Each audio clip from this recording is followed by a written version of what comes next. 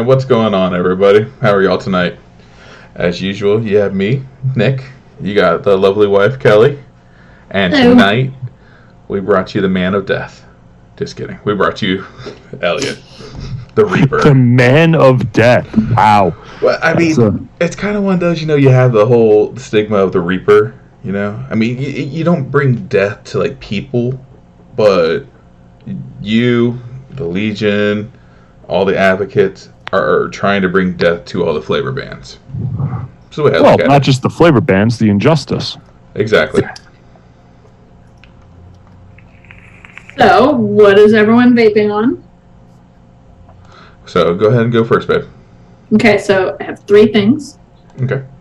I have my own boy with the dead rabbit, because it's my everyday with my vengeance.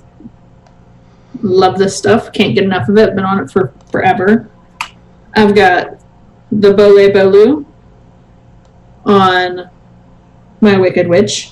So, question for you about the Bole Bolu. Yes. What do you feel like it's like? I think it tastes like banana pudding with those little Nilla wafer cookies. Okay.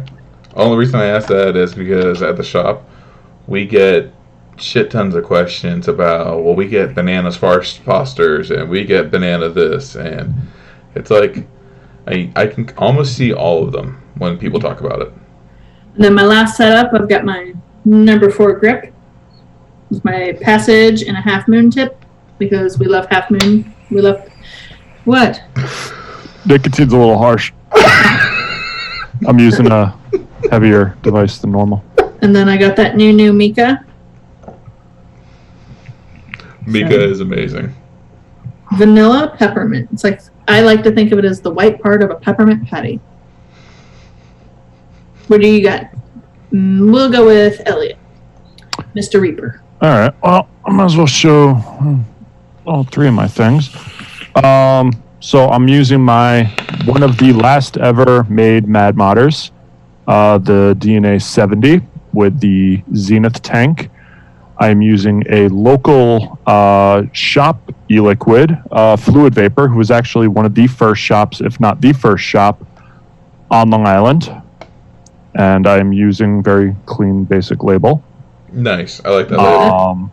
It is just a straight up apple, and it is 12 milligram, 50-50, because they'll mix 80-20, 50-50, and 20-80. And I believe they go up to 24 milligram, whatever they make. Everything's registered with the FDA. This is a shop that does it right. They've never carried Saltnik. They've never carried Jewel or Bo or even Juno or anything like that. They only sell their e-liquid that they make. And they have helped thousands of quit quit smoking. That's awesome. It's nice the fact that you're not doing the Saltnik. I applaud you. I haven't done Saltnik since I got off of the Jewel and the Miley, most a year or 2 ago. I'm also running, speaking of Juno, I'm running my Juno with 18 milligram regular nicotine, Fire and Ice, which is the cinnamon menthol. And I have my Innikin MVP 5 with my Falcon King tank. I'm running Red's Berry Iced in here. I'm finishing this up, and then I'm going to put Red's Apple in here because I like to pair my vaping with what I am drinking or eating with at the time. Makes sense. It does. Well, I have a very, very basic lineup tonight. I got the new Dreamer 1.5, and on top of that, I have the the Axial Pro 2, or Axial Pro, and I have just the standard deck in here, not the series deck. And the flavor on this is just absolutely banging. Airflow is great, everything. And out inside of there, I mean, gotta stay with my old boy Ben. I love him to death. And then my other setup I chose this for Matt. is my grip with the apocalypse. Is that the Ben Ice in there? No, actually, it's not. It's a flavor that, if everything goes according to plan, will be announced tomorrow. Very nice. But inside of there, it's unmarked, unserialized. Gotcha. But so the reason I keep laughing when Kelly pulled up her grip and when I pulled up my grip, Matt's not a big fan of the Immortal group. Not, I wouldn't even say that he's not. I mean, you like the guys. It's the device kind of thing, you know?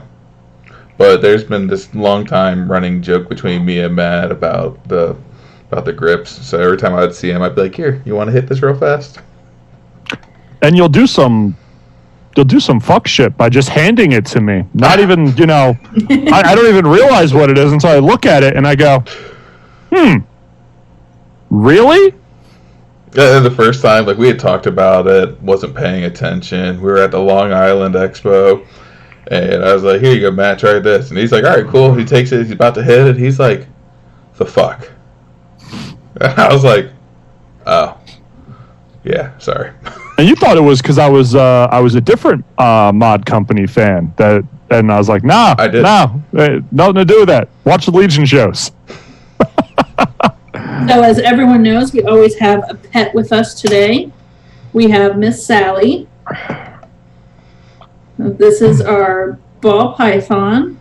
Her name is Sally. Sally Skellington. If you look at some of her markings on the side, some of them look like little skulls. Wow, she does have a beautiful pattern. She is. Yes. She is one of our many rescues. We got her because the woman that had her was pregnant and couldn't take care of the snake anymore and didn't know what else to do with her. So, much like all of our other reptile friends, she was going to end up in the woods of West Virginia. So, we said, well, yeah, let's not do that. People, if you have pets that you can no longer manage, do not just let them free in the woods. That's especially if they're never been wild and not native to the area, because that can, especially if they can be evasive, or just don't. I mean, look what happened to Florida. Just don't find someone that'll take it. And if you have one and you can't take care of it, and you don't know who to contact, let us know. We will help you find someone, even if we have to take it ourselves, because we do not want anything that doesn't belong in the area to be in the area. So we have Miss Sally helping us out today. Yeah. So, with that being said, we're going to go ahead and we will jump into the dog of the week. So, just so you know, there might be some ugly crying, but as of 7 o'clock, I was waiting on a call for Miss Cheese. She is a lab mix. She's 52 pounds. Look at that face. She's so cute. She's 52 pounds. She's a year and a half old. She was brought to the shelter because she bit a small child. The circumstances, we're not really sure why she bit the child, but at no point should a dog have to be put down because it bit someone, because they weren't respecting the dog or respecting the boundaries that the dog may need or have. This is all about education. You should not have a dog if you're not prepared to deal with the consequences of having a dog. So as of 7 o'clock, there is a 50-50 chance that Miss Cheese had been executed. But we're all hoping for the positive that will not have happened, and that we'll get the phone call tomorrow. And if we don't receive a phone call first thing in the morning, we will be calling them to find out what's going on and what the hell happened. Yes.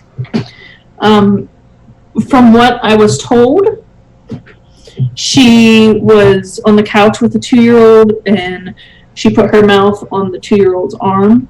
Again, I don't know why she did it. I mean, who knows?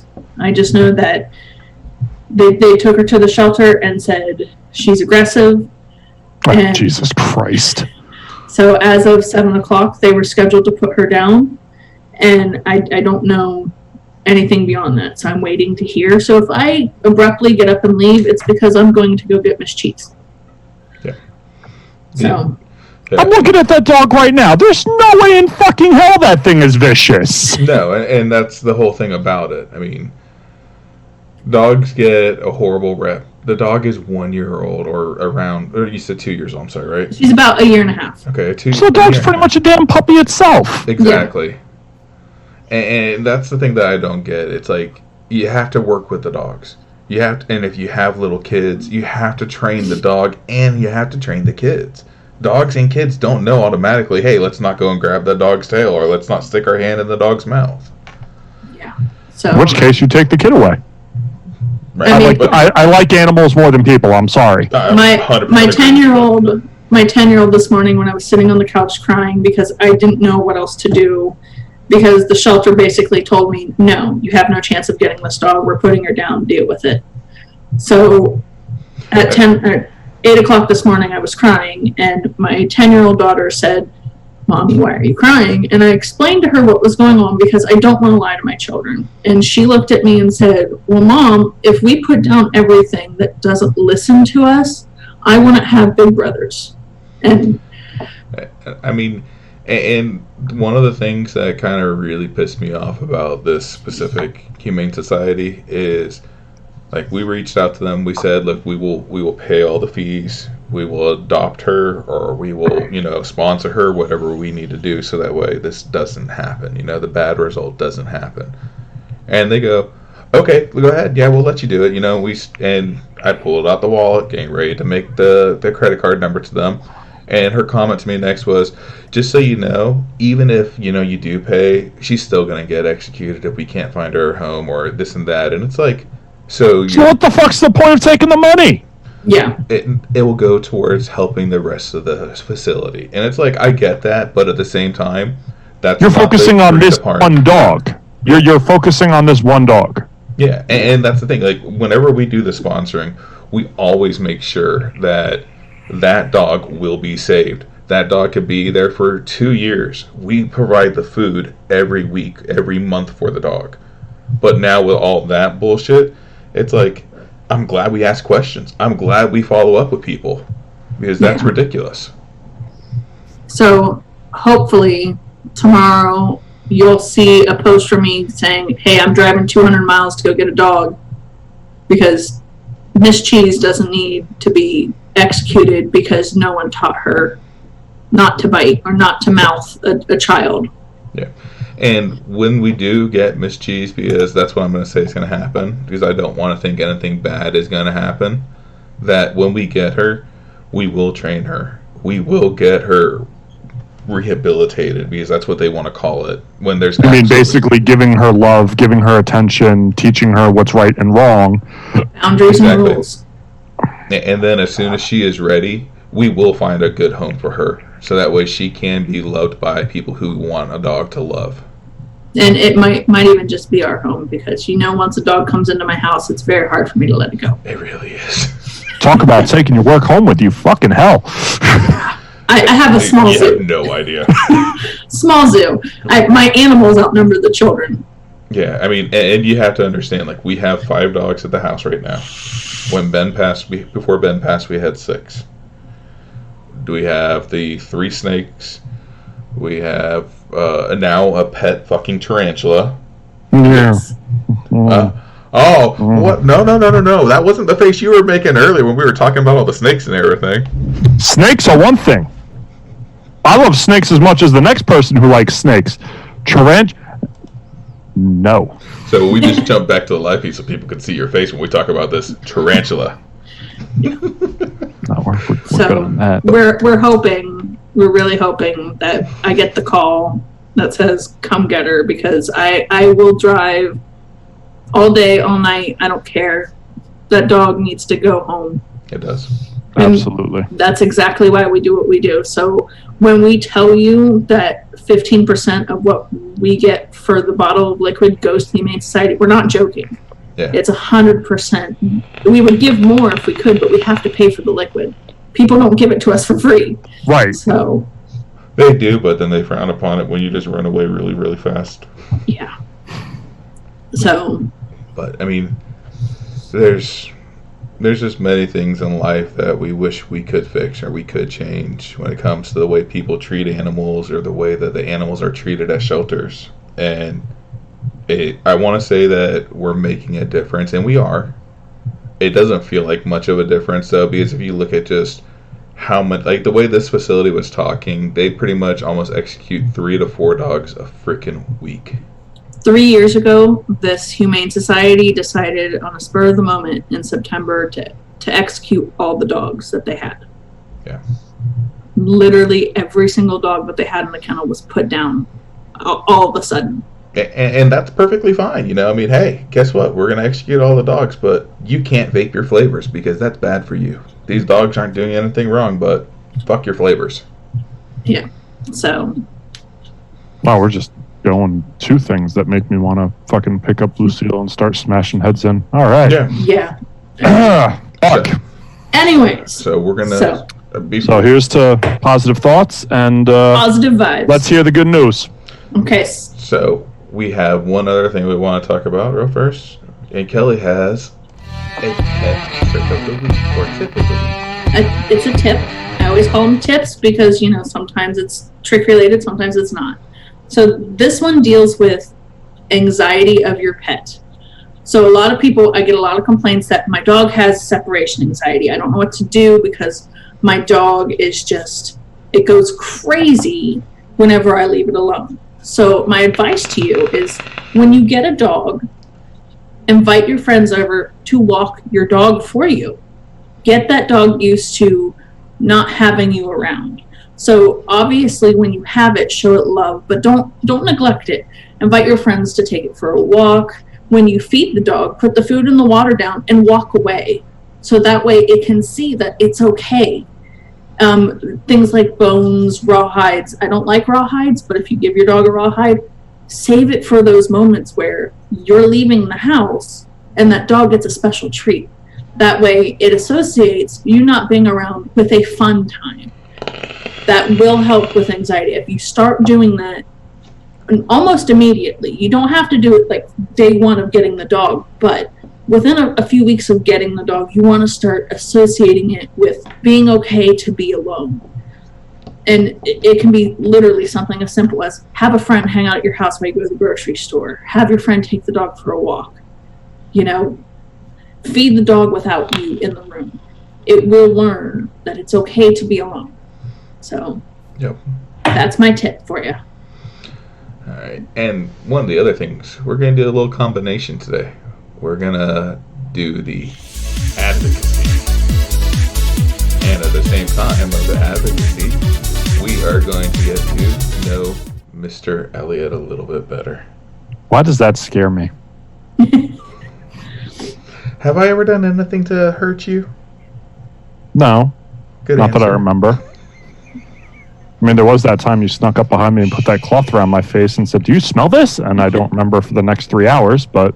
Exactly. You don't remember those 3 hours, so what you don't know and your butt doesn't remember doesn't matter. Well, I didn't feel any different, so, I mean... I got a small Peter. What can I say? So, all right. Back to seriousness, damn it. So, there's just a couple of things I figured we'd hit on. You know, we always try and hit a little bit of advocacy in the show, and sometimes we can. Sometimes it just gets completely derailed, and we go on tangents, and we talk for the entire time about animals. But since you're here, I really wanted to make sure we hit the advocacy part. Okay. So, one of the things I wanted to bring up with you is when we had talked and I was asking you about the show originally, you had said it's kind of a 50-50 because you didn't know if you were going to be going to Washington State. Yeah. A lot of people follow advocacy, but at the same time, a lot of people are kind of just tired of reading about it right now. So I figured while we have a decent audience, I would like to actually sit and talk to you, and if you could tell us what's going on in Washington State for the people who aren't there and who don't know right now. Yeah. So first and foremost, it really does break my heart that I can't be in Washington State on Friday. So what's happening on Friday is there's going to be a rally in Olympia, very similar to like what we did in DC, but this is because Washington State got hit with an executive order, full-on flavor ban, on top of a wholesale tax on the flavors that they just banned, but still had to pay the tax for. Over 160 vape shops have shut down in Washington State. And now Washington State is looking to push legislation to be a finalized flavor ban. Well, that's nothing new. That's what's happening in every state right now. Yeah. So people are rallying in Washington State on Friday. I know that it's not looking good as far as legislation, as far as the way that the political climate works out there. Being there for the initial executive order, the Board of Health meeting, which I lost my shit at, they don't care. They're unknowledgeable. They don't care. They are willing to put all these people out of business. All these jobs are willing to be thrown away. Yeah. And they have the shittiest reasons. You know, obviously they have to save the kids, but they're really pushing the dangers of vaping because of the fact that people have died and have been hospitalized due to vaping. Well, first and foremost, vaping is a verb. It's action. You know, you can vape e-liquid with nicotine. You can vape e-liquid with no nicotine. You can vape vitamins. You can vape CBD. You can vape THC. You know, just saying vaping is very broad. I mean, that's like saying a preteen drank a bottle of bleach and died, and now all of a sudden drinking is banned. You know, they don't mention what's being drank. But, you know, there are some strong people in Washington State. You know, there are shops that are fighting tooth and nail, shops that are very well going to be shut down within the month or the next month, but are still fighting. It's a very tricky situation out there. And I know that they just did, or they are working on forming an actual state association out there. You know, that was one thing they've definitely been lacking on. They had the Pink Lung Brigade, but that really wasn't doing anything, and that was a consumer-based thing. They didn't have anything concrete. They didn't have like a smoke-free association. They didn't have like a SAFADA group or anything like that. But due to the hard work and diligence of shop owners out there, they are working on getting that done, having a lobbyist, and they're looking to try to fight on the political field. That's good. That's awesome that they're getting a lobbyist. I mean, I can't tell you how important it is for your state to have a lobbyist. Yeah. And if you don't like your lobbyist, get a new one. You know, it really comes down to, we are playing a political game on a political field that many of us, if not all of us, is the first time we've ever navigated this field. So we don't know how it works. We don't know how the lobbyists work. We don't know how the legislative process works, because many of us are first-time business owners.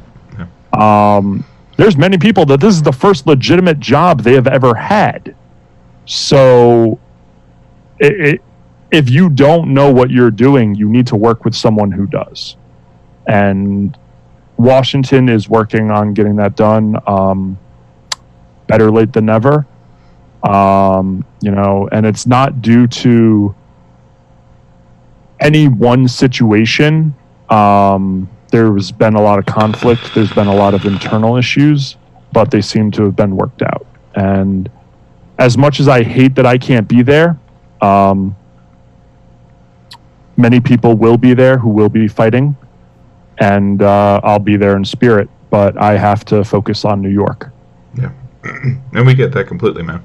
And I'm sure they understand that 100% also. It sucks when you can't be everywhere all at once. It really does. It really does. And I said this. During my speech in DC. What I wanted to have happen after DC was for people to take up that mantle, for people to take up that sword, for people to take up that cry to arms, and basically stop thanking me, stop, looking at me as I'm this great advocate, and just do it.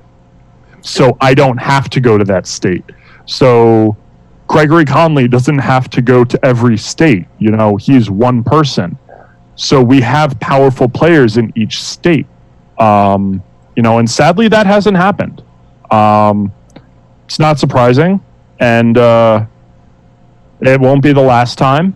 But, so it hasn't happened. So people still have to, get the help when they can get it. And the fact that I can't be everywhere drives me absolutely insane, even though I know there's nothing I can do, because even if I am able to go to every state, I'm from New York. The only place my voice even somewhat matters is New York.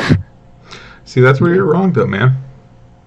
Like you said. To the politicians, though. Okay, so the politicians, that's the thing. Yes. You need to have the constituents of that state, of that county, of that city, of that town. They have to be there.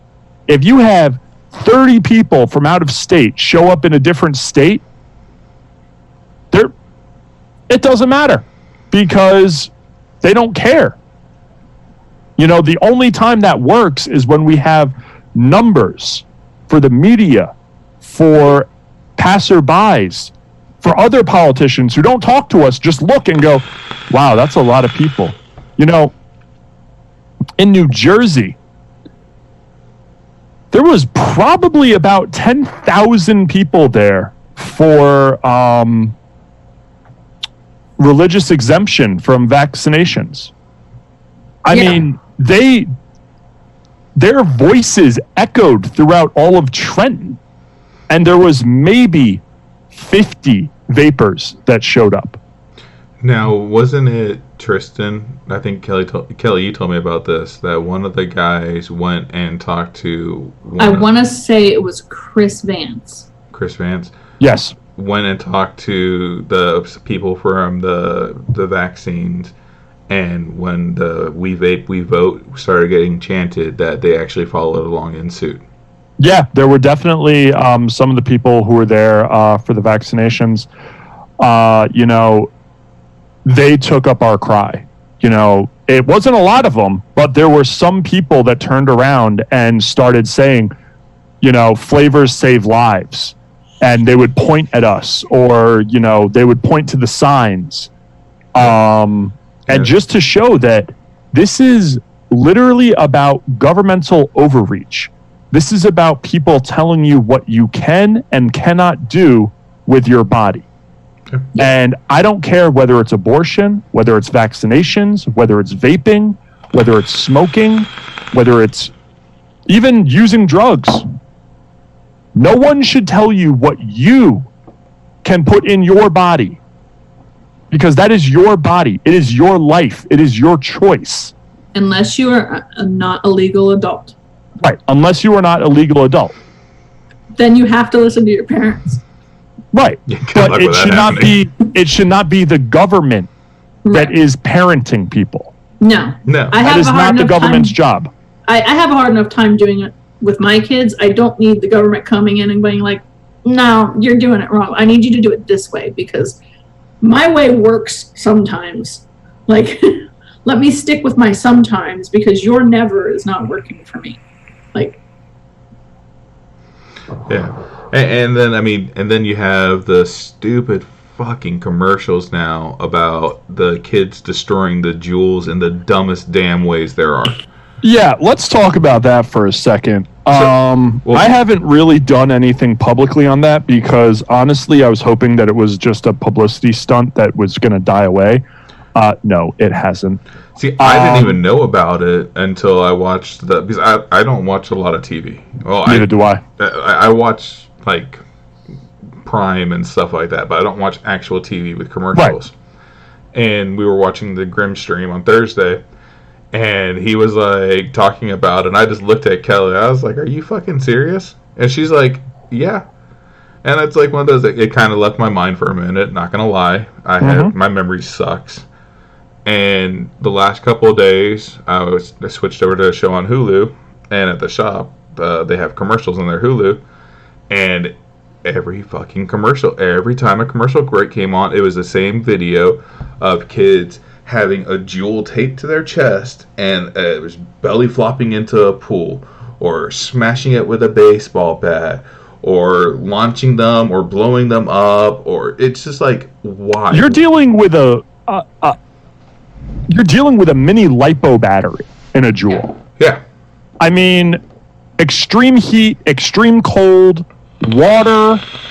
All things not good for battery. Exactly. So what they're saying is basically blow up your device and do it for the cause. Yeah, and you have kids that are now for the cause with stuff that they don't even know what the hell they're doing. Yeah. I only found out about it because my teenage boys sent me a picture and said, "Mom, do you know about this?" And I went, "What?" I mean, my teenagers told me that kids in their school were doing this, and I had to explain to my kids, which I guess I never really thought to explain to them that you shouldn't do that to batteries, but I did. I explained, don't do that. Like, this is a bad idea. Someone's going to get seriously hurt. And, like, I mean, why are people like promoting it in a way? Like, you're putting all the stuff out there on Twitter and TV and Instagram, and like you're making it seem like it's not fucking jump rope. You are destroying something that can hurt you. And it's not even that, it's making it seem that it's a cool thing to do. So the kids that don't have a jewel, now they want to get a jewel to do it. Yeah. And before they get one to blow it up, they're going to go, yeah, let's see what this is all about. Yeah. And that's what it's always been. So it's always been almost a reverse psychology. Say it's bad, don't do it, draw so much attention to it, and you now have a much larger group doing it. I mean, I would love to see a study of what the kids vaping were before the government. All the commercials? Well, before the commercials, before, the vaping is killing everybody, when it was just all about the... before THC. The mass panic. Yeah, and then what it is now. Because I guarantee you, it's gone up way. Oh, yeah, without a doubt. I mean, you look at the UK, where they embrace vaping, and they have some of the lowest underage vaping numbers out there. Why? Because it's accepted. Yeah, it's because not the cool they thing to see do now. old people doing it. Because they see it as something that now everybody is doing. So they don't get to be that rebellious, I'm gonna do what I want to do. It's whatever. Yeah, I mean, I'm not super old, but I remember what it was like to be a teenager, 15, 16 years old. And I remember every time my parents said, "Hey, Kelly, don't go smoke that cigarette," I went, "Watch me smoke 4." Like, yeah. That's even like the old Truth commercials where they talked about how bad smoking was. I was that asshole that the moment those commercials went on, I went... Yep, it was a game. It became a game. I would take notes in the DARE classes because I was like, oh, so that's how you make meth. Like... Oh, yeah, DARE. I was like, oh, what drugs do I want to find out what they do? All right, write this down. I had more of a drug education on the effects of the drugs. Yes. Than the don't do the drugs. Yeah. I mean, British Eyes made a perfect point just now in the chat, Jules laughing all the way to the bank because now they're getting more publicity. Hey, you just destroyed your device, and by the way, you're probably already hooked on it, so now you're going to go back and buy another one. And the thing is, they're not buying it from legitimate shops. They're buying it from their buddies who have probably tampered with the pods. Yeah. So now they're vaping stuff that's not good for them. And then they're going to go destroy a lipo battery that's also not good for them. Like, this is... You know what? Fuck it. Let them. Because the moment one of those batteries blows up, I want to see that lawsuit. Yeah. But see, that's the thing. There will be a lawsuit. But it's going to come back on how vaping is dangerous. And it's not going to hit the mark of, they told us to do it. It's going to be... Well, we didn't know if we did this, it would happen, and nobody informed us of it. And I don't know how my 12-year-old son got one. oh, not my kid. No, my kid is good. Fuck out of here. Your crotch goblin's just as bad as anybody else's. Anyone who thinks that their teenager is a perfect, innocent saint, I do not care what grades they're getting. I do not care if they're in band, if they're in sports. Your child is going to experiment. That's what they do. It's your job as the parent to educate them and not just say, well, because I said so. It is your job to educate them. Teenagers need reasons. They don't need because I said so that's bad. They need, if you do this, this is bad for your brain. This is not good for you because you are younger, because you don't smoke. Like, they need reasoning. Yeah. You know. But if you're going to do it, you're going to do it. I mean, I was warned against everything about smoking. I was warned against smoking weed. I was warned against drinking. I was warned against all that shit. I was warned against drugs, and guess what? I'm going to try them out. Fuck it. Yeah. Now, what happens, happens at that point. At least educate them so they know what is safe and what is not safe. You know, like that's the biggest thing that you can do is, you know, don't say, oh yeah, you should totally vape. You're 16, it's cool. But you should explain to them that if you get something and it's clearly been tampered with, do not touch it. Like, at all. You know, if you know that someone is doing something that's dangerous, you need to speak up and tell your parents. You know, doing something like taping a lipo battery to your chest and jumping into a swimming pool, that is self-harm. That is not okay. I call it Darwinism, just like Vaping Horror said. So you said you hadn't seen the video yet, right? No, I have. Oh, you have? Okay. Yeah, okay, I've seen it since I've done some research on it. I didn't see it originally, and I just started seeing the tweets on Twitter about it, and then I was like, let me look into this, and I just went, no. Yeah. And then they had the whole one about the animals with the juuling and the vaping. It's like, Jesus Christ, people. They're grasping at straws. I mean, now they have things about, leaky pods. Really? That's all you got now? All you got are leaky pods? Really? Come on. Yeah. There's so many of their reasons vaping is bad. It's like, I can give you 10 more reasons why cigarettes are worse, why alcohol is just as bad. Like, do not come at me with my 95% safer alternative to smoking is bad for you, because I can come at you with facts that you probably don't want to hear. Like, you know. Well, I mean, here's the reality. Is vaping 100% safe? No, nothing absolutely is. not. But honestly, if you live in certain cities and certain states, breathing the fucking air outside isn't safe. Yeah. I mean, imagine the people that are living in California, in Los Angeles, breathing the air where you can't even see the Hollywood sign anymore because of how much smog is in the air. Just wait, they'll change that to all vape in the air. I mean, breathing in air outside is no longer safe. No. But we have studies showing that vaping is 95% less harmful than smoking. Let's just look at that for a second. So if you take all the dangers of smoking, all the effects of smoking, get rid of 95.5% of them. Yeah. At least. But, you know, it's the old argument over and over and over. And honestly, I'm realizing making that argument is turning into a moot point at this point. Yeah.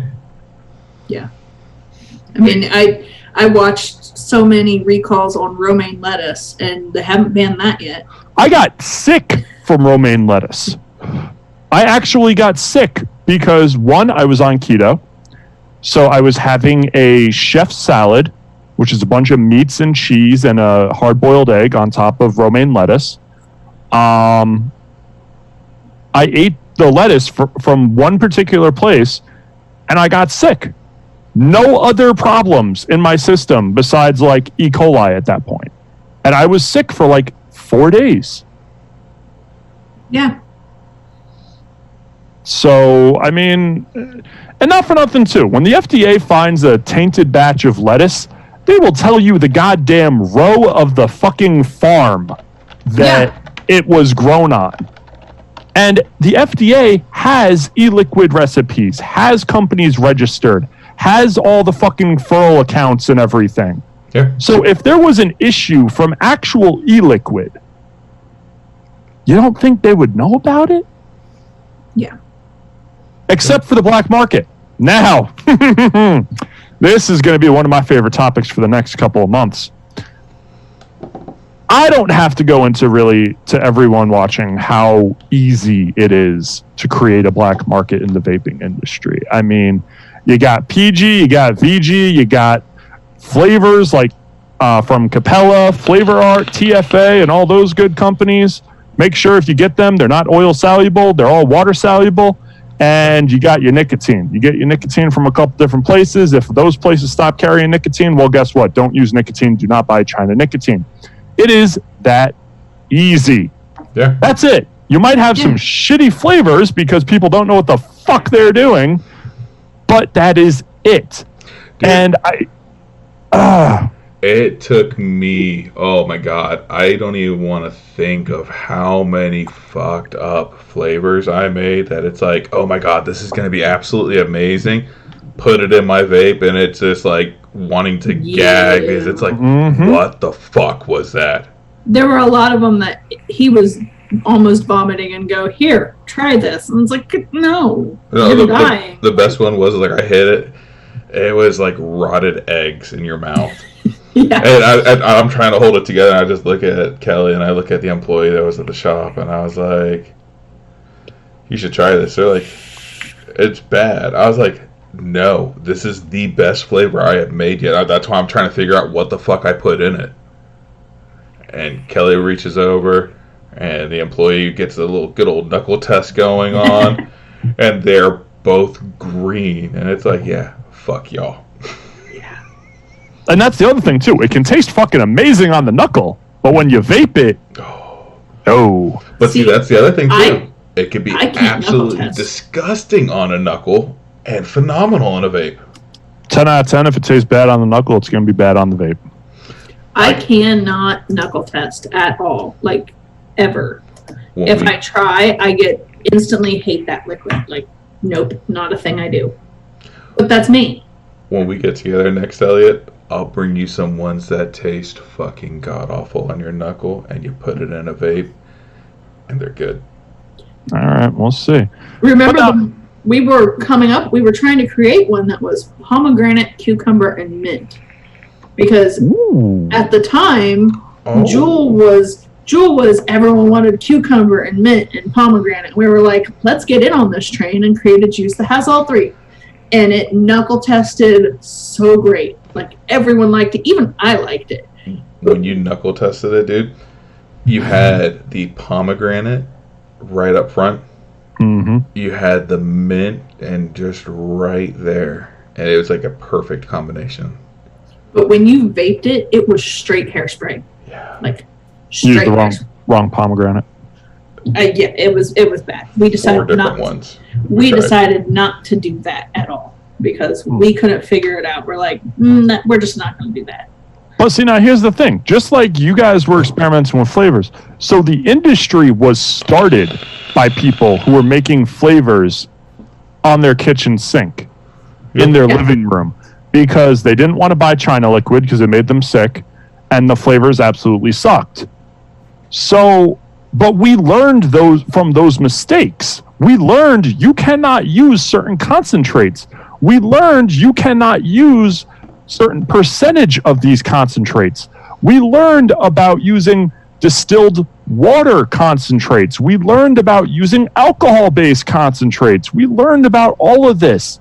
We did. The current industry learned about this. The OGs of the industry learned about this. If we go to a black market, this is a whole new generation of people that are going to have to learn these same mistakes over and over. Yep. And it's scary because in upstate, there was a shop that their customer went to the fucking food store and picked up McCormick's peppermint. And I was like, I can make e-liquid with this. I had someone tell me, I can go to the grocery store and pick up a bottle of vanilla extract, and I'll make e-liquid with this. If it comes from Walmart, Kroger, like essential oils, these things do not get vape. There is a reason why they're called oil and not vapable e-liquid. Like, you do not vape things that you buy at Walmart. You just don't. Like we have a buddy. We won't mention his name, but he used to come to our shop all the time. He goes to Will's shop all the time. And he came in and he's like, yeah, my wife bought me a DIY vape e-liquid kit. And I was like, cool. And he's like, I'm going to make a guava lemonade that's going to surpass yours. I was like, dude, do it. And I'll buy the recipe off of you. And he's like, you're not going to give me shit? No. I like my liquid. You like my liquid. It doesn't mean that Joe Schmo over here on the corner is going to love my liquid either. They might fall in love with yours. And if yours is better than mine, fuck yeah, I'll buy it off of you. Came back in a week later. I was like, so how did everything go? He's like, well, did you see me for a week? I was like, no, I just figured you're busy. You work 2 jobs. Wife bought him candy flavoring. Ooh. And that is oil soluble, sir. And on top of that, bought him a bottle of nicotine with a little pumper on it. So he didn't know, he didn't understand how the nicotine worked. He didn't understand how the flavoring worked. Hey, the way he told me, it sounded like he made close to like 100 milligram of traditional Nick. He did a couple of squirts and not realize, he did 3 squirts in a 60 mil. Yeah. Like, I just looked at him and I was like, how fucking stupid are you? He's like, well, I didn't know. It's like, why didn't you ask? He's like, did you do stupid stuff like that? It's like, yeah, everybody does. But that's the thing, though. You know people who have done these stupid mistakes. Ask. You don't have to repeat them. He goes, well, how many squirts did you put in your first one? I was like, I put 1 in. And I was stupid for that. You said you put 3 in. I was like, so you need to pay... Well, I was told 1 squirt equals 1 milligram. Who told you that? He's like, my wife. She doesn't even vape. Fucking hell. It's like, why? He's like, she's smart. Cool. Then I must be the goddamn new Einstein. I mean, you have to look at it this way. I mean, there's people who still go to vape shops to get their coils changed. And I'm not talking rebuildable coils. No. I'm talking they go into the vape shop for the employee to change their coil in their sub-ohm tank. Because for whatever reason, they can't do it. You want these people to make e-liquid? So no, they're going to go to the people that are selling e-liquid, and we will have people like Crimmies, we will have people like Beyond the Bottles, we will have people like Theory, we will have people like any of the horrible companies that have ever been on the Legion shows, because we decided that this needs to be addressed because it's a danger to the industry for safety-wise. These are the companies that will be running rampant in the black market. And that's what I want to scare these politicians with. I want to let them know this is what you're going to create. And there are many people who should have no business making these products, and not only possibly endangering people's lives, but you will have people scamming. You will have people taking their last $20 to buy a bottle of liquid, and that person never sending them the bottle, never even responding to them, because that's what happens in drug dealing. It's illegal. So you can't call the cops and be like, Mr. Guy down the street who I buy my weed from, I gave him $50 and he didn't give me any weed. No, it doesn't work that way. Yeah. Yeah, no. Although that is going to bring up a very interesting point, because if I find out people who are making unsafe e-liquid, I have no issue going in there, torching their lab, literally setting it on fire and destroying it, because what are you going to do? Call the cops and say, someone blew up my illegal e-liquid lab. No, you're not. It's just like, I remember when I called you up when we released Benthol. And I was like, look what we just released. And you're like, is that the menthol? I was like, yep. And I turned it around so you could see the blue in there. And you're like, what the fuck? And it's like, dude. I think my first reaction was, bruh. Yeah, it was, why? What the fuck, Nick? And it's like, I wanted it blue. But it is safe. Mm-hmm. That is. After we went over everything, yes. It is safe. We do not use food coloring. Do not put food coloring in your Please don't vape put liquid. food coloring in there. And that's another thing. There are so many natural flavored concentrates out there with natural coloring from the concentrate. Yeah. That you don't have to go and buy the ones that are blue food coloring, red food coloring. No, you don't. Because if you're using a certain grape or a certain blueberry, you'll have a purple or blue color. If you're using a certain lemonade, you will have a yellow. If you are using, I don't want to go into everything, but anyway, there are natural flavorings out there. Yeah. But you also have to realize this is pure concentrated natural flavoring. Some of this needs to be very diluted in VG or PG before you even mix it into the e-liquid. I mean, we're all e-liquid manufacturers right now. I've worked in I've worked in 2 e-liquid manufacturing companies. I know what I'm talking about. Y'all know what you're talking about. The general public does not. So things that are so common sense for us, like if I ever got a bottle, and I did one time get a bottle of reddish pink nicotine. First thing I did was called the company and went, what the actual fuck? Well, you can use it, right? No, I can't. Yeah. Send me a new one. One thing that I pride our company in is the fact that if you say, who makes this? I can not only tell you who makes what components, I can take you to where it's made. I can introduce you to the guys that make it. Yep. Every single part of our e-liquid line, we know not only who makes it. We can walk into the building. They know who we are. We have a relationship with our companies. If you're an e-liquid manufacturer and you do not have a relationship with the people who make the different components of your e-liquid, that's scary to me. Yeah, like I saw in the chat that Juice Do It and Raven's on. Will's on too, I see. And all of us, we all use the same lab to produce our liquids. And Deep Cuts, Sad Boy, there's dozens of other people that use this lab. And they pride themselves in being family oriented. Dad owns it. The son is the, I guess you can call it mixologist. Does a damn good job at it. It's like some of the stuff, you tell them this is what I want, or you send them your recipe. If you don't send them a recipe and you tell them this is what I want, 2 or 3 times, guaranteed nailed it, if not the first time. He can just look at it and be like, oh, well, it's Capella, or oh, it's, TFE, or oh, it's this. And it's like, how the fuck do you know that? When you're around it, when you know it, you know it. I mean, one of my favorite things was the second trip up there.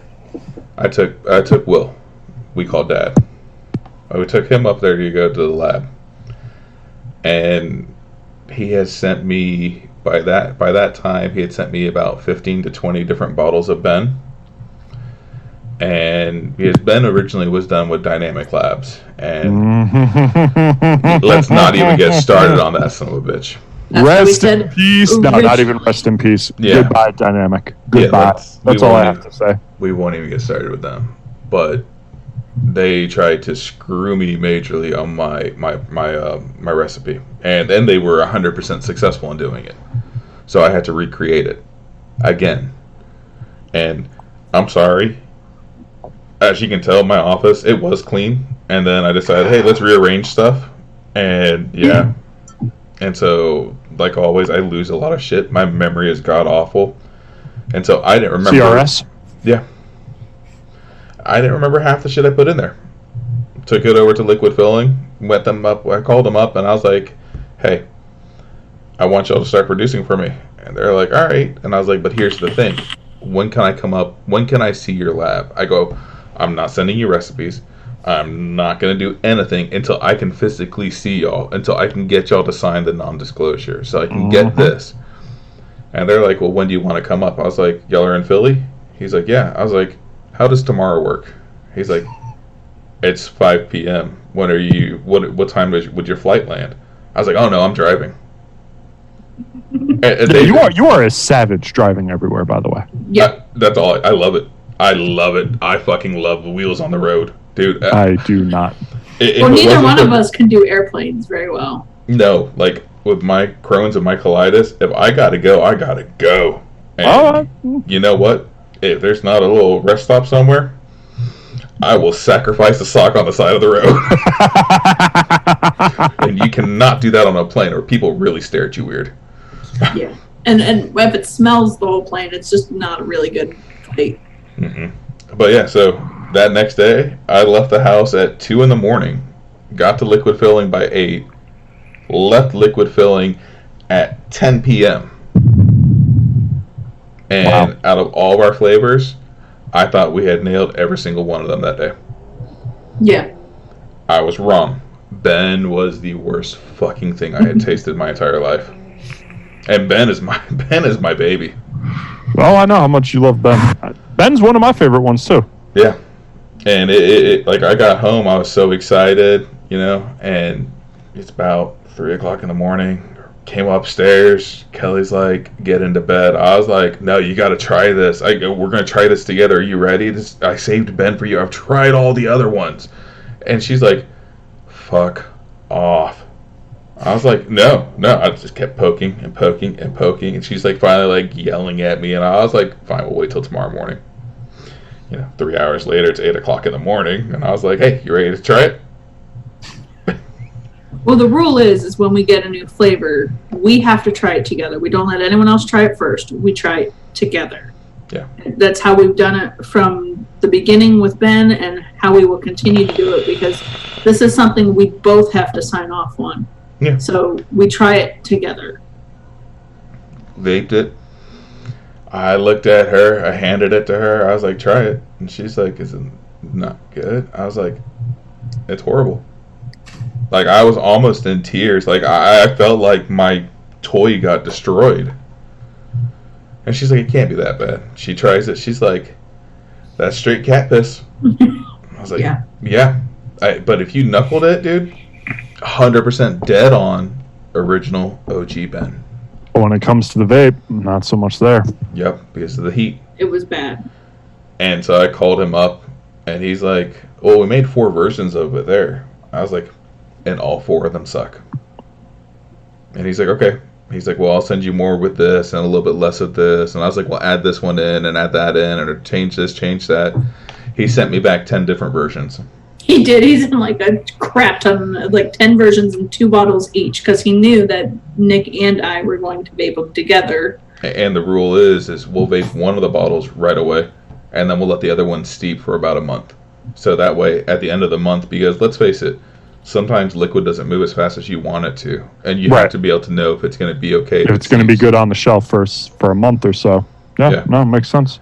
And things like color change is important. Like if it steeps, is it going to turn to a weird murky brown color? Like, these are things that we need to know, so that way if someone purchases it, like we at least know what's happening with our stuff.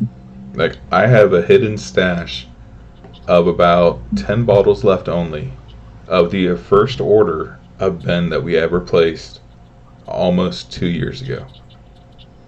The OG Ben. This is one of the bottles. You like how my 3 is? It's perfectly clear still. Yeah. And it's like that. That's what we're going to go back to. So Dynamic fucked me. Dynamic made a damn good product the first time, though. But they fucked me. So in the end, 37 versions of Ben later, We finally nailed it. Yeah, Wow. it was actually the 36th version, but I was like, let's change one more thing. And he's like, fine. I think that's why sometimes it takes so long for me to get him on the phone, because he thinks I'm going to be like, let's change Ben again. But, I mean, that's the thing, though. I mean, it's so much trial and error. I mean... This isn't something that the average person's going to be able to do. No. I mean, and then you have, like... So, e-liquid's made in a clean lab for a reason, because this is something that you are inhaling into your body. You know, a lot of times people say, well, I'll just make stuff on my kitchen or in my living room. And I said, hey, if you wanted to use that for yourself, that's fine. I don't care. My issue is when you now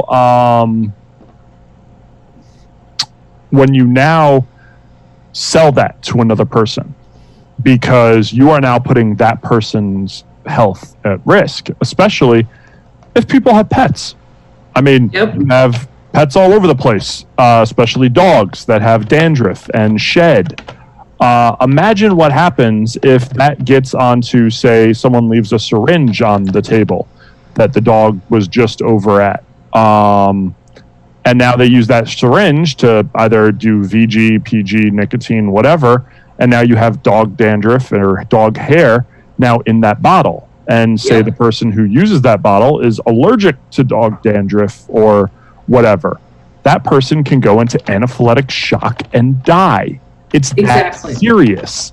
And something that we wouldn't even think of. We've had people ask us, "Well, do you make it at home?" And I always say, I have 7 children, 5 dogs, 3 snakes, 50 rats, and now I have a spider. It would be irresponsible of me to make any of that in my house. Mhm. Because aside from the animals, I'm a shitty house cleaner. So who knows how much dust is in the air? Like, that's just bad. Someone will die if I make it in my house, and I'm not prepared for that. Right, but because you're a respectable, responsible, caring person, you're not going to do that. Well, some people think that. Respectable. Okay, respectable in the aspect that you're not making e-liquid for the general public in your pet Okay. and whatever house that, you know, people could get really sick from or die from. It would probably be a lot cheaper for me to do that. Oh, God. But- Pennies on a dollar. But I don't want anyone to get sick. I do not want rescued e-liquid out there making people sick, because in the end, it's not good for me. It's not good for my brand. It's not good for the dogs. It's not good for anyone. Like, I'm here to save puppies and convert smokers. That's all I want to do. I do not want anyone to die because I was trying to be cheap. Yeah. Hell yeah. I mean, first batches of stuff, I made at the house. Never sold Totally. it. Yeah, no, you always experiment at the house and then you bring it to the lab. Exactly. Like, we have a guy that would come into us and be like, here, do you want to try this flavor real fast? Sweetest man in the world. And he'd bring it in, and I remember the very first time he brought me his liquid. It was in a glass bottle and it had a Sharpie writing on it. And I was like, okay, you know, trying to be nice, because, you know, we're new shop and we're new in the town, and it's like, That's when I go for the knuckle. oh, I did the knuckle, and it was not my flavor profile. And it's just like, you know, he's like, here, hands me his vape, and it's like, I don't share vapes.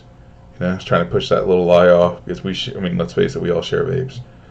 And then he's like, well, it's okay, because you have disposable tips right here. Jesus. And it's like, fuck. Yeah, we had the disposable tips because when we were first open, we were like, we'll just leave the mods out there, people, you know, no problem. Well, then we found out that one of our customers had herpes and didn't feel like sharing that information with us. Yeah. And so like, we always tell everybody, you know, when you're using one of our mods, grab one of the tips. We had some everyday customers in, and, you know them very, very well. One of the guys was one of the guys that did the tattoos on me. And he looks at me and he's like, you have a new customer? I was like, I realize this, I'm with another customer, though. That's kind of a line. You gotta let people wait their damn turn.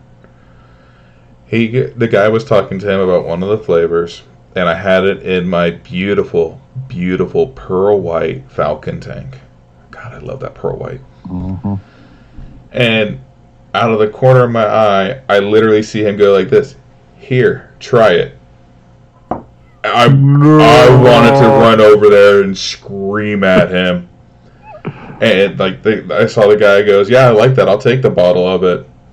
So I finished dealing with my customer, walked over, unscrewed my Falcon tank, threw it in the trash.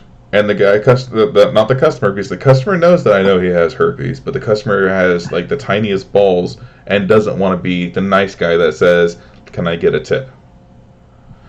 Looked at me, and my buddy looked at me, and he's like, why the fuck did you do it? I was like, ask him. It's not my business to share. And my face was as red as my beard. I was livid.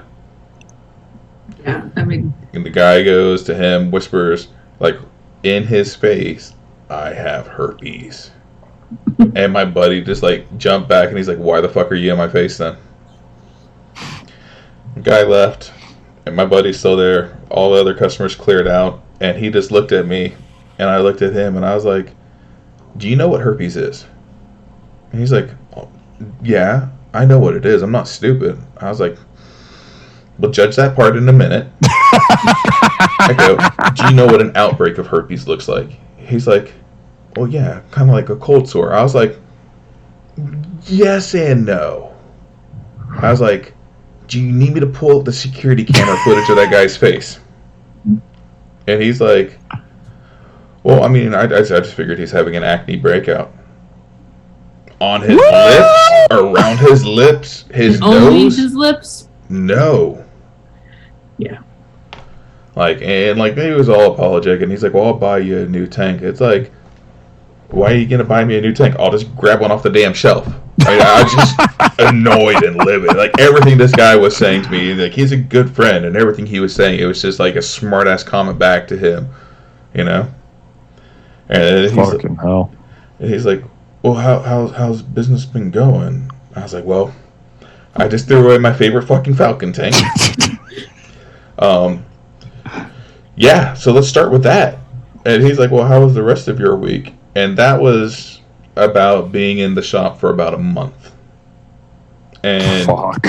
in that month, it was dealing with nonstop drunks, nonstop drug addicts. Like, and it wasn't just like a pot addict or whatever like that, or weed addict, whatever you want to call it. It was like straight Meth, dope, all that. Oh, everything. Yeah. Oh, yeah. And, like, these people would steal, like, tanks off the counter that, like, we would put our sample juices in. They'd steal the tanks. And, like, so we got to the point where we just stopped leaving tips in it. So it's literally just the tank. There's no tip. You have to ask for a tip. Yeah. You know, which at that point we'd give you a disposable and, you know, let you live your life. But, like, they would steal the tanks. People would try to steal, like, my old school original Battle Star that we used to let people test the tanks on. Jesus. Like We had a guy walk out with you're gonna judge me so hard for this, man. I 3D print. Yeah, you. Oh, now don't make you look innocent now, motherfucker. So when we first got started, I was like balls deep into this. We're gonna make this the coolest fucking vape shop in the world. And like, I took what our home shop that we were going to was doing. I took what the other shops that we had visited that I absolutely fucking hated was doing. I took another shop that was in the town that we go to every once in a while was doing, and kind of merged them all to create what I thought was the greatest vape shop in the world. Sure. And, you know, my old home shop when we first started there had tester mods. One of the things about that was it was always the same RDA, and the cotton in there was so black. You don't know when it was last changed or what flavor was on there, because when you vaped it, You it didn't tasted taste like anything. all of them. yeah. Right. And so But, it's like, yeah. all right, so we're going to make and custom design our own tester mods. So I reached out to Sounds a great, buddy. right? Yeah, amazing idea. Reached out to my buddy, has a 3D printer, telling him what I'm doing. And he's like, I got you. And I was like, okay, I'm ordering the parts so I know they're the correct parts. I'm ordering the right 510s. I'm ordering the battery terminals. I'm ordering all that stuff. He's like, okay.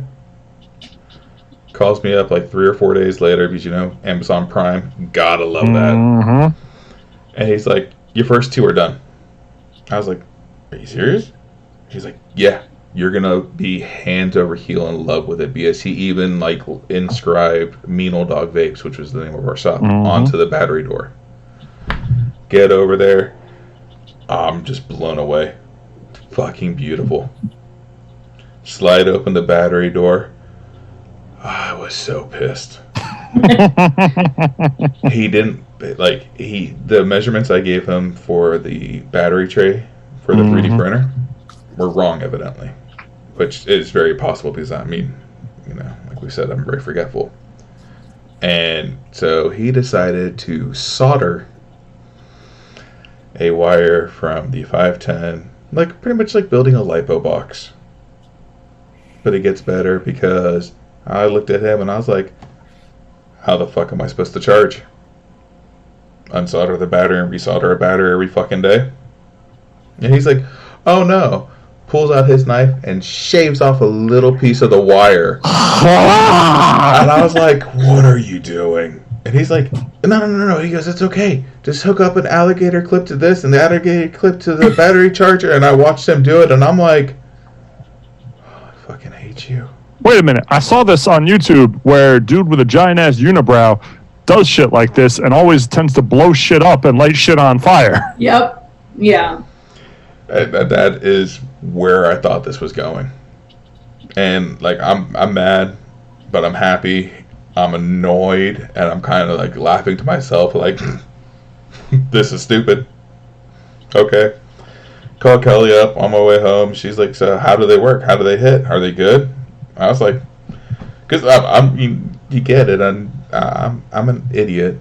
So I put my tank right on it, and I was like, it hits great. It really does. And she's like, awesome, I can't wait to see them. So I get it home. The one I was using, dead. It was a fucking 18650, Just single, dead. And she's like, well, it doesn't work. I was like, oh, I killed the battery. I got to charge it. And she's like, okay. And I was like, you should just hit this vape right now. And so she hits the other one, full charge battery. Walks over to me, and I have the battery charger pulled all the way apart, and I'm trying to maneuver it in. And she looks at me and she's like, do we have to do that every fucking day? I was like, well, a little bit. She's like, why? What the fuck is wrong with you? And then they melted. Remember that? When the plastic melted? So we put an RDA on top because it's like, I'm not filling tanks, of every single flavor, because we had 547 different flavors in our shop. Right. So we put an RDA on top, and the rule is every 2 customers re-wick that son of a bitch. Because that way, first couple times you can blow it off and you'll still get a good taste on the next liquid. But you put something like Benthol on that cotton, you're never going to taste another flavor again. Exactly. No. Yeah. And so, we were re-wicking it, and we built very, very safe for the 18650. At that time, I wasn't a very good builder, and we reached out to the guy that worked at the shop that I work at now, which is our old home shop, Sean. Mm-hmm. And it's like, he worked for us part-time too. I was like, these are the RDAs. It's going on a single 18650. Have fun. I was like, and he's like, so you want a hot build like what you usually do? No. These are going to be for customers. No. Fuck your builds. You haven't tried the new ones yet. I make aliens now.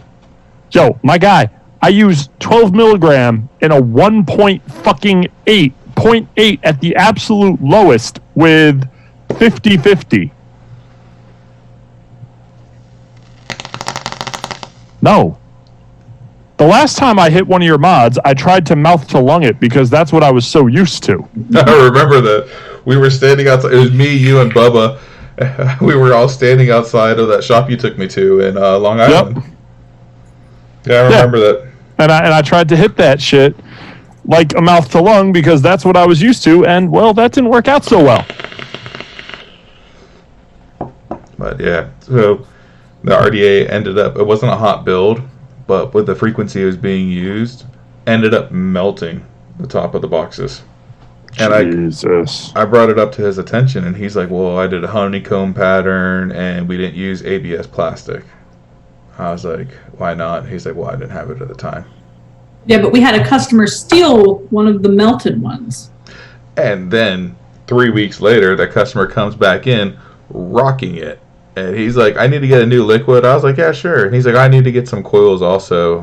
Can you make me coils? It's like, we're not allowed to. And he's like, do you have any pre-made coils I can buy? I was like, yeah, sure. Let me see your setup. Turns around, shows me the mod, and it's Mean Old Dog Vapes on it. I was like, where'd you get that from? He's like, oh, I bought it here. Y'all sold it to me. No, we didn't. I was like, oh, cool. When did we do that? He's like, 2-3 months ago. It's like, only been open for about 2 months, man. Yeah. I was like, who was your sales rep? He's like, taller guy, really, really skinny, blonde hair. I was like, oh, cool. That employee doesn't exist since I'm the only motherfucker and my wife that work here. Yeah, at the time it was just us. And like people would come and be like, well, the tall guy did it. I was like, my husband? They're like, well, no, the other one. I'm like, no, there is no other one. Like, And I mean, and let's not talk about how fucking sexist people are when they come into a vape shop and Kelly was working. Dude, one guy came in, we talked about it last week, so we'll just hit it briefly, but came in, asked Kelly to, like what you said, change their sub-ohm coil. It was a Falcon tank. And the guy just looks at Kelly and goes, I'd rather your husband do it since he knows what he's doing. I wasn't there. So about a half hour later, I could walk in from the construction job I was at. And just the look on Kelly's face, the messages I was getting, it's like I'm either in trouble, I did something wrong, or it's a really, really fucking bad day at the shop.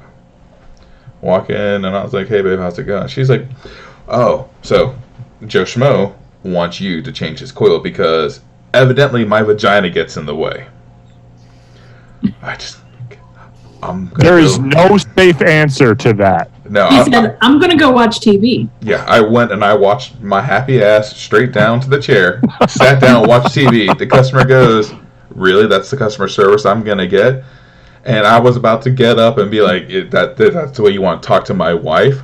Because Kelly gets a little upset when I start sticking up for her because she can do it herself. I'm a strong, independent woman. She is. Absolutely. And so like I was about to say something, and Kelly goes, well, I mean, my vagina gets in the way, so his dick might get in the way also. And next thing I know, the guy's like, that's fine, just go ahead and do it. So she sets it all up, she re-wicks it, or re-puts the coil in, wicks it all up with some liquid on the coils, hands it to him, and she goes, oh, the first couple times you hit it, if it might taste funny, my vagina might have touched it a couple of times. And it's like, you can't say that. Oh, I love this. I thought I was going to be on the hot seat, and I'm finding more and more juicy information about y'all. Oh, I'm one of those women where I don't refer to myself as a feminist, but I can do pretty much everything that a man can do. I may not be better at it, but I can do it. You mean you're a person? Exactly. I am a human being. I have the ability to do things. It may, like I said, it may not be as good as someone who has more experience, but something like screwing in a coil, I got you. I can do that. I can re-wick your RDA. I can build you some coils. I'm not saying they're going to be good, but I can do it. Like, absolutely.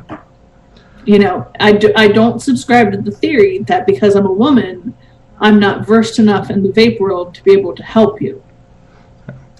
So. Yeah, exactly, Raven. Customer service at its finest. You want good customer service, you come see me. I will make you smile. I will make you laugh. And I will make you uncomfortable. I do that too. So I work at Steel Valley at Will Shop now. And customers started coming in. All my old customers started coming in. And guys would walk in and I'd be like, what's up, beautiful? And then Will would turn and look at them and then turn and look at me like... Yep. And another guy came in and he's one of those guys that you kind of want to look at and be like, so you work out?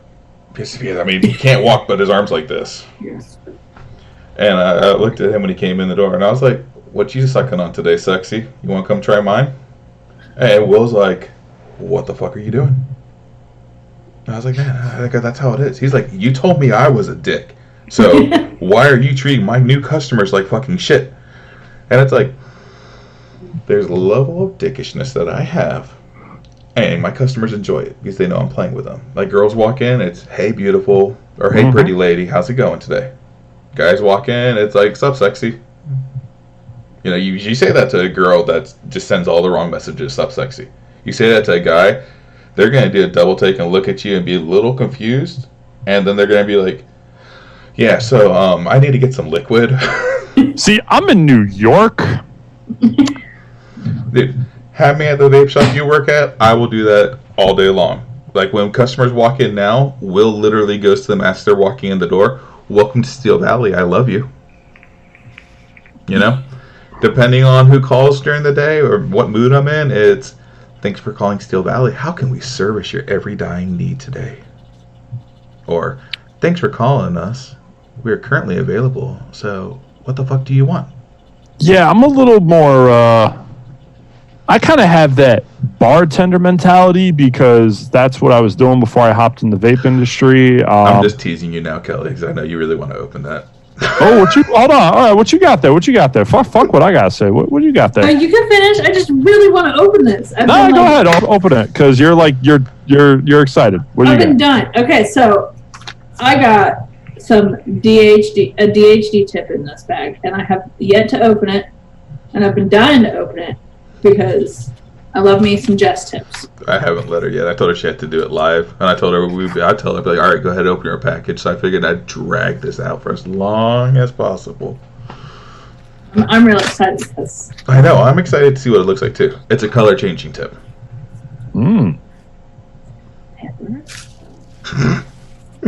It's pretty paper. Never seen a woman so excited about the tip. You haven't met Kelly very much, have you? Oh, and I got a sticker. I love these stickers. I love stickers. I got a couple of those stickers laying around here somewhere. Look at that box. That is like the cutest box. That is. Yeah, that's... It's so tiny. My fingers don't work. Yeah, don't. Oh. So excited.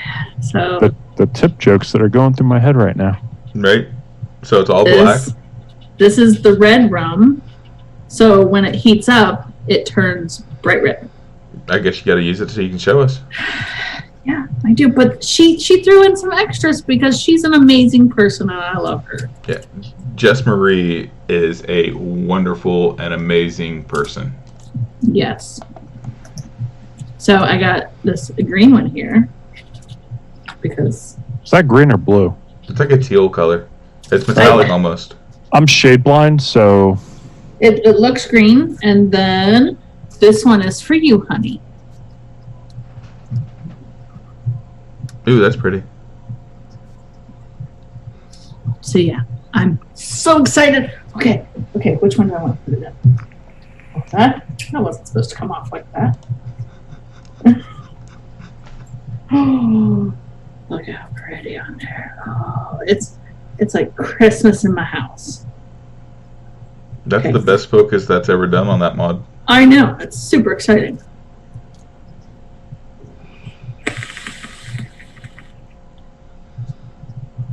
So talk amongst yourself while I make it hot. Ugh. While I make it hot.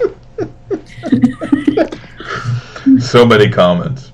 All right, Nick, so you got any other questions? I know you said you had a bunch, and...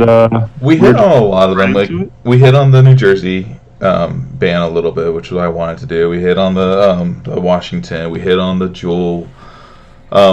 So one of the other things is, I personally believe and think, and like I've talked with Will about it and a couple other people about it, that we are 90% sure that there's going to be a Nick cap coming, you know, and I believe that that's a good thing, and I think that it should be at like 25, maybe 20, but 25 sounds good to me.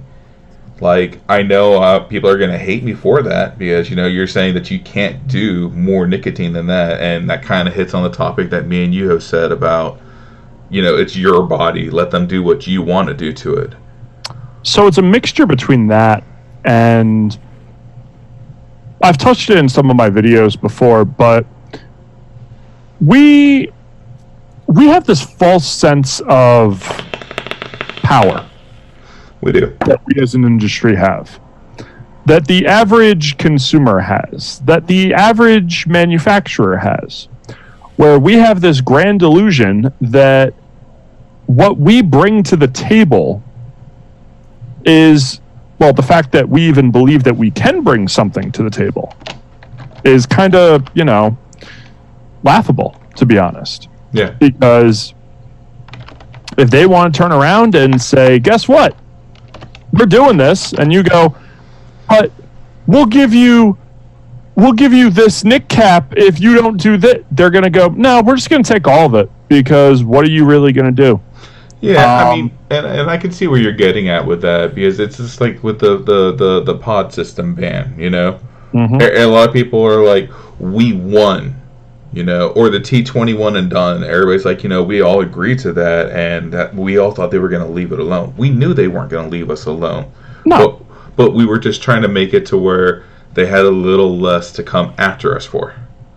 So, all right. So reality with well, since you touched on it, let's touch on the pods. Oh, there you go. This is nicked out now. I vape too much too fast.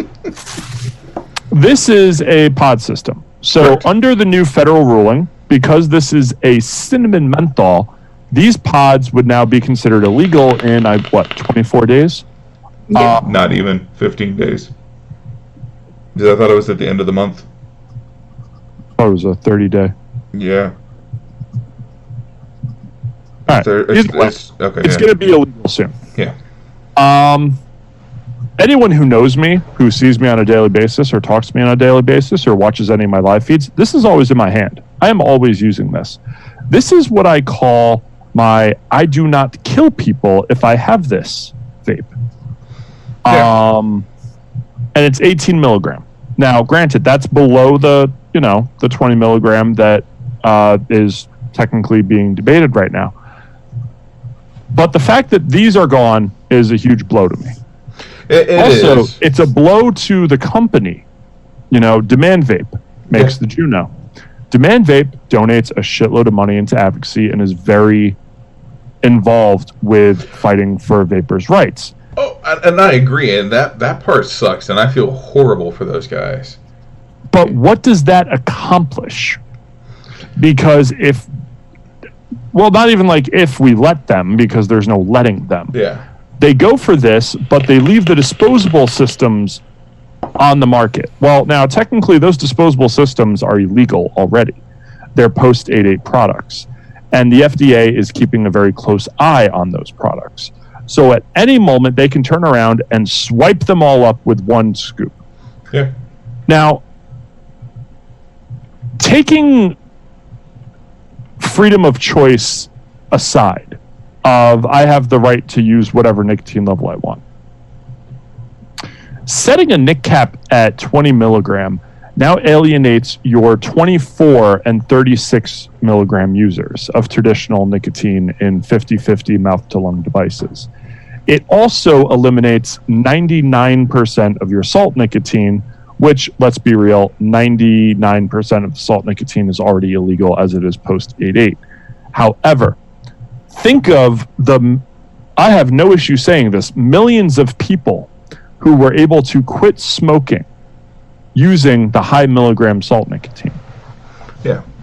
And for everyone who says, well, I quit on 3 milligram, I quit on 6 milligram, there is no reason for there to be high level nicotine. Well, that's wonderful that you were able to quit smoking on 3 milligram and 6 milligram. However, are we in the business of harm reduction? Are we advocating for harm reduction? Or are we advocating for one type of vaping? Well, Because at the end of the day, we should fight for every viable option until there is no other choice. And average consumers and people who are biased because all they use is low milligram nicotine products should not be the ones to say what is acceptable and not acceptable to use. And I see it, and I understand that. I mean, it's just like the way I look at it, or the way I think about it is, in my opinion, it seems like most of the issues with the kids vaping and the teen vaping and all that crap that came up was because everybody's like, oh, I just want to get that Nick buzz or that Nick high. Yeah, I mean, they would still be able to accomplish that on like a 20 or 24 if they do enough of it. Oh, I just did it on a 3. Exactly. But you're special also. But what's the key word in that sentence? Me, I. No, kids using these products. Exactly. It is already illegal for the kids to buy these products. It is already illegal in some states for the kids to possess these products. So again, I ask, why are we going to bow down and let adult choices be taken away by snot-nosed crotch goblins who know better, who choose not to listen? And we pat ourselves on the back as an industry and go, yeah, get rid of the Juul. Get rid of it. We don't need it. But turn around and use the fuck out of the puff bars. I mean, I love my kids, but I will be damned if I let any of them determine what I get to do. Because I am the adult. I am the parent. If I want to vape, I'm not hurting them. So therefore, I get to vape. They're not comprehending anything enough to be able to determine what is safe for me, because that is my job as the parent. My kids, I have to remind them to shower. So why should I let them tell me what I get to vape? Yeah. And just because I was able to quit on a 3 doesn't mean that you were able to quit on a 3. You know, just because I like t-shirts and jeans doesn't mean you like them. You know, it's everyone has a right to have an opinion on the things that they use. And everyone has a right to say, you know what, this works for me. Because that's all that matters is, are you done smoking? Are you getting off of that habit? Then that's all that matters. And the reality is, I don't even use Salt Nick. Yeah, no, I can't stand it. I personally think, in my own opinion, for me, Salt Nick is not a valuable option. But I have seen people who have not been able to quit using traditional nicotine. They needed the Salt Nick. Exactly. I mean, and we have that all the time. We have people that come in and the Salt Nick is what they want to quit to. Like when we had our shop, we bought what the hell were those devices, Kelly? The disposable tobacco. Hides. No. It wasn't the hides. It was the brown ones. Oh, the Mojo. We bought a shit ton of Mojos. And every time our town had some kind of event going on, like a 4th of July party or like the birthday party, like for the town, shit like that, I mean, the parade led right in front of our shop. We would literally just give out the Mojos to the adults that were smoking. You know, because it is. We would ask them first, like we wouldn't just be like, "Here." We would say, "Are you interested in quitting smoking?" And if they said, "Well, yeah," then we'd say, "Here, try this on us." Yeah. You know, because it might be something that they can use. Yeah, and a lot of people aren't lucky like what I was. I was able to quit everything, like my hookah and all that stuff, on a 3-nic. Kelly was lucky because she thought a 3-nic wasn't going to work for her, so I took her out that same night and bought her a 6-nic. The very next day, we took her back to buy the same juice in a 3. Yeah, because 6 was too much. Yeah. And, like, I'm one of the lucky ones. I can quit on a 3-nic. I could go down to 0 now if I wanted to. I don't want to. Zeros don't taste good to me. Zeros taste like crap. No, they don't. That's why I was on 1.5 for the longest time. Yeah. But I realized something, too. As much as vaping is a way to get off of cigarettes and then get off your nicotine.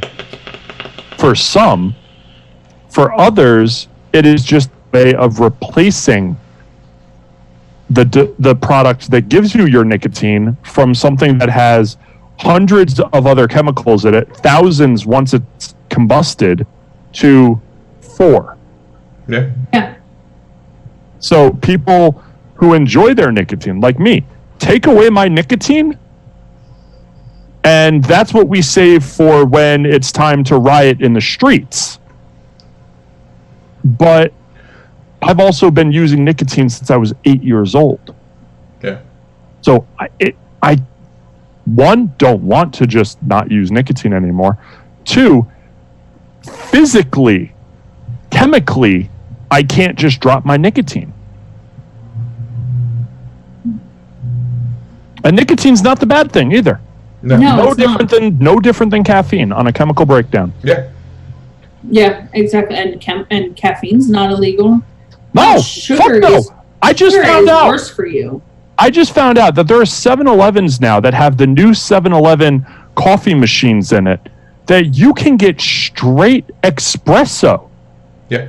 You can literally pump a half a cup full of espresso if you wanted. Yeah. But where's the limitation on that? No. You see these crotch goblins and prostitutes in these fucking Dunkin' Donuts and Starbuckses loading up on their fucking caffeine shots of whatever the fuck they're drinking. No one bats an eye. Exactly. But an adult wants to use a vapor device instead of smoking cigarettes. No, we can't have that. Yeah. I mean, no one has anything to say when my 12-year-old daughter has a cup of coffee from Starbucks. No one cares because, oh, it's just coffee. But if I were to take that same child and put something nicotine in her hand, it would be even worse. I'm not saying I want my 12-year-old to do it, but it's really not that much more dangerous. Yeah. You know, the dangerous part is her not knowing and not needing it. I mean, can we make a law that you have to be 21 now to ingest caffeine? I mean, those B12 shots that you can get at the dollar store, those are bad for you. B12 is a naturally occurring substance, and too much of it in your body can be really bad for you. But you can go to the dollar store. My 10-year-old can buy them. No one thinks anything of it. I would not trust B12 from the dollar store. I'll be 100% honest with you. But that's what I'm saying. Like, anyone can go buy them, and no one says a word. But it is 9:40 here, and it is, yeah. And we have shit. Failure to Launch comes on in 20 minutes. So we should say our goodbyes.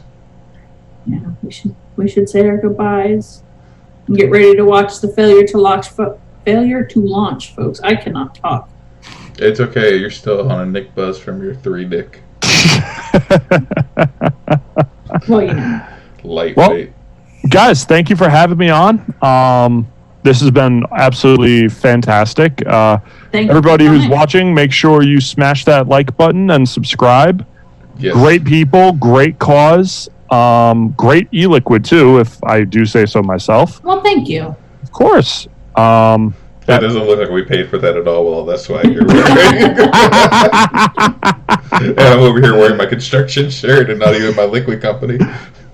Well, I was debating what I wanted to wear when I came on. I was like, Legion shirt, MSA Blood Money shirt, fuck it.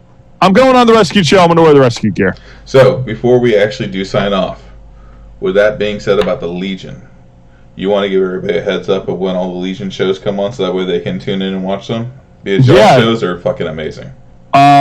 So when we do shows, it's not a set schedule because of everything that's been going on. We've been having to delay here and there.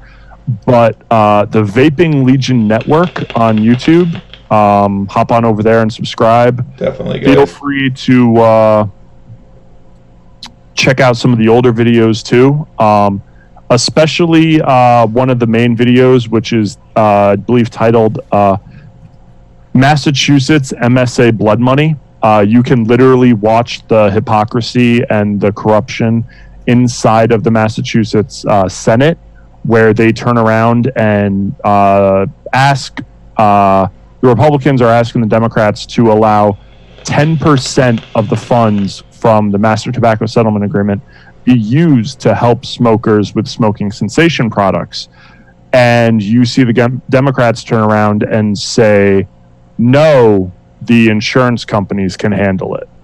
So the money that is supposed to be used for smoking cessation products, used for youth prevention programs, used for smoking education,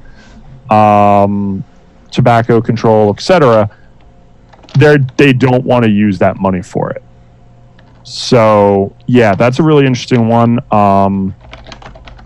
And then, whenever we have a topic that we can really talk about, we'll do one. So make sure you check out the Vaping Legion Network on YouTube.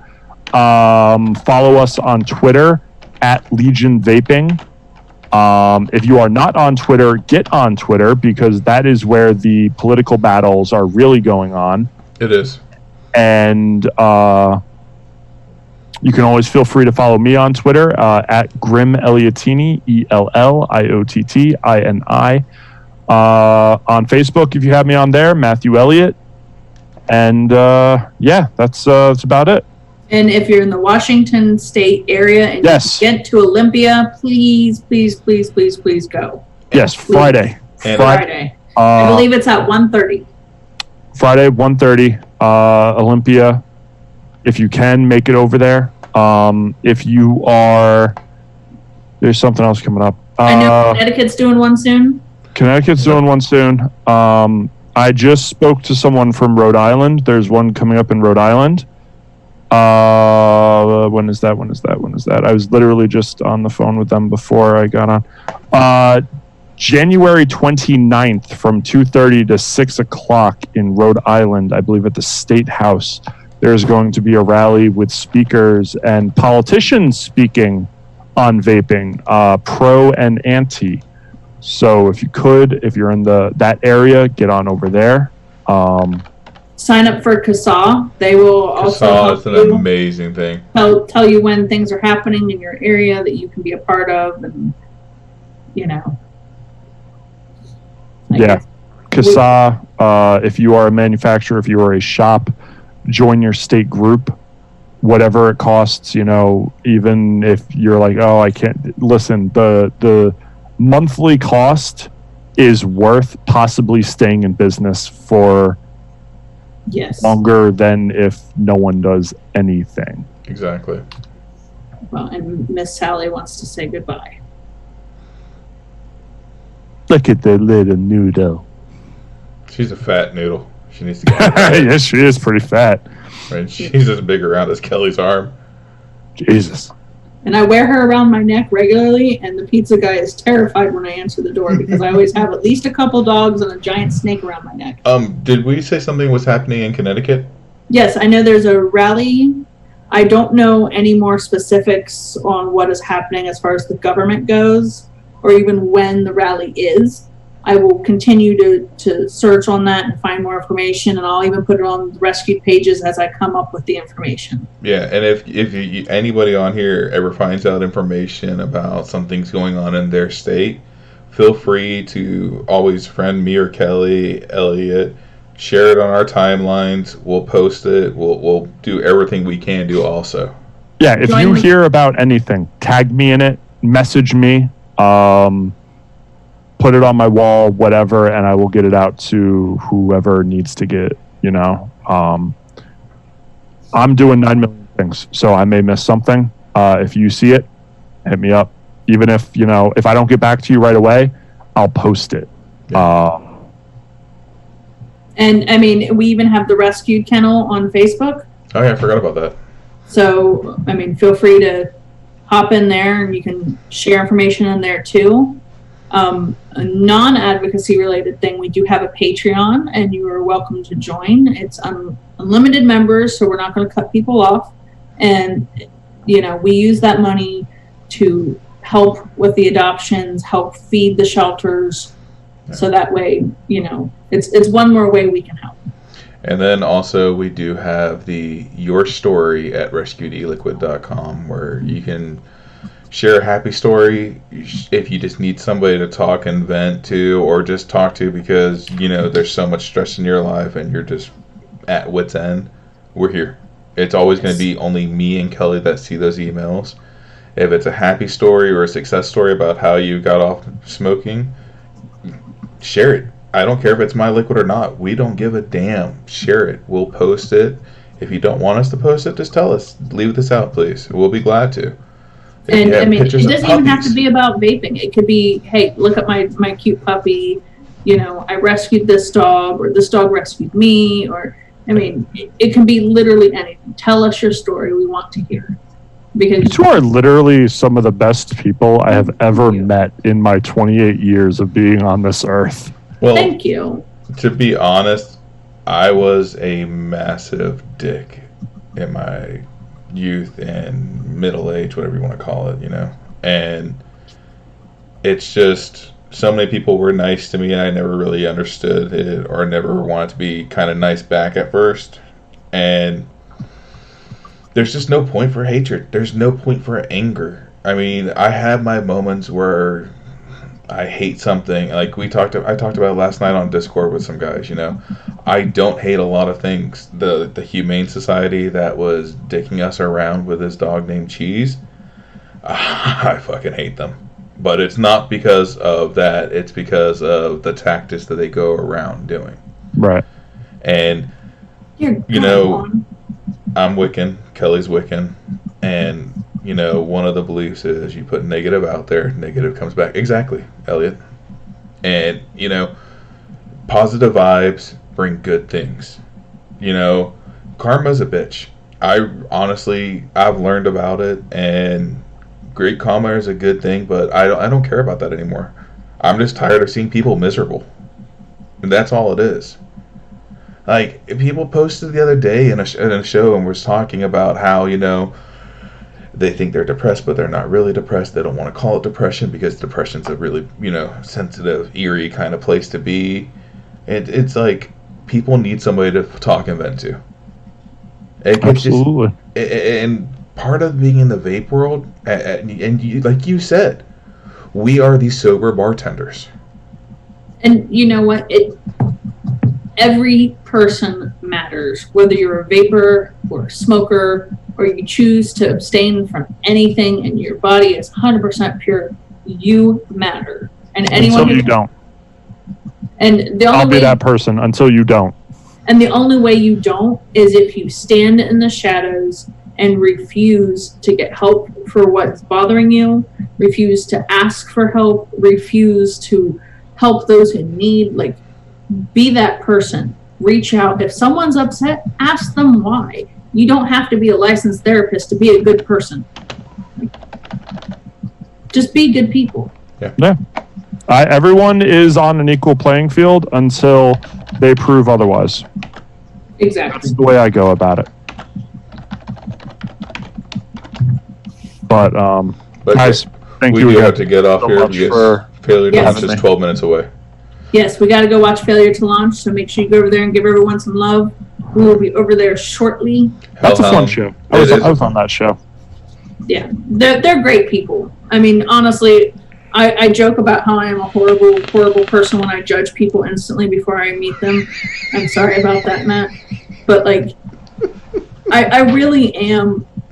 I'm all about good things happening for everyone. I will never wish harm on someone. I just may not wish them in my life. Yeah.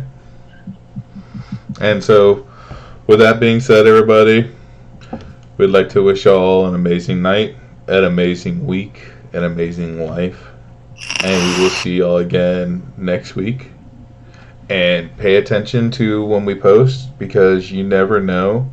One of our other buddies is starting their show up again, and it's on a Wednesday night, and it starts at 8:30. So we might change our time. We haven't decided that yet, just because, I mean, we don't want to take anything from anyone else. Are two amazing people, and I don't want to take away from their time. So with that being said, have a great night, everybody. We love you all, And as we say to our kids, we love you and we like you. Have a great night.